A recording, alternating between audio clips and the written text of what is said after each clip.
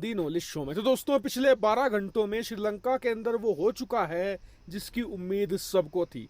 दरअसल श्रीलंका अब officially collapse कर चुका है।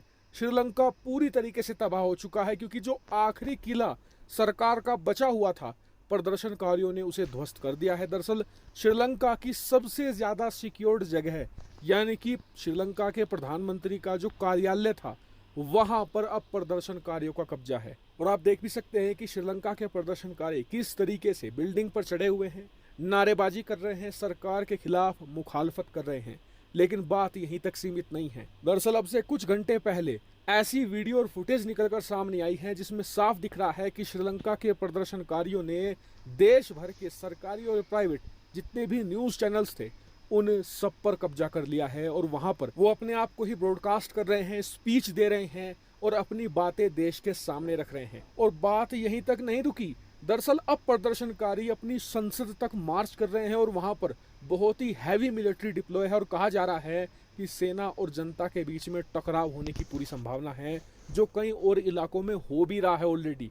और जो ये सब कुछ हुआ है ना पिछले 12 घंटों में, ये अपने आप नहीं हुआ। दरअसल ये सब कुछ हुआ है श्रीलंका के राष्ट्रपति गोटाबाया राजपक्षा की तरफ से। उन्होंने कल रात इस्तीफा दे दिया और इस्तीफा देते ही उन्होंने ये भी ऐलान कर दिया कि वो देश छोड़कर भाग चुके हैं। और इसी वजह से प्रदर्शनकारी भड़क गए।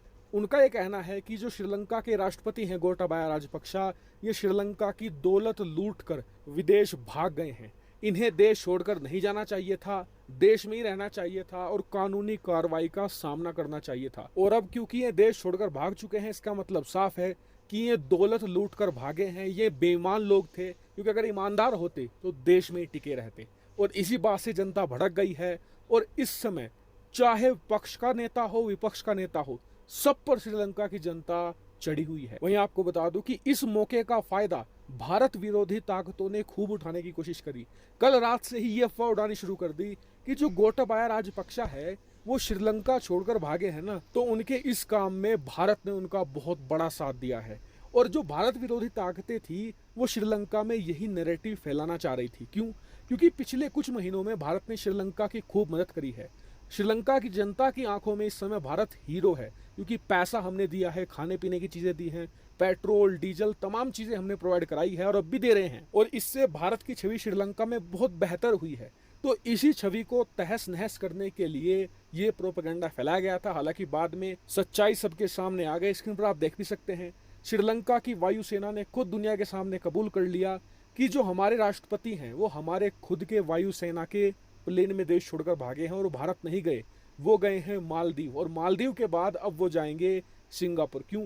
क्योंकि राजपक्षा फैमिली का बहुत बड़ा कारोबार है सिंगापुर में और श्रीलंका की दौलत लूट कर इन्होंने वहीं जमाई हुई है। जो गोटाबाया राजपक्षा है, इनकी पूरी फैमिली वहां रहती है। महिंद्रा राजपक्षा की पूरी फैमिली वहां रहती है।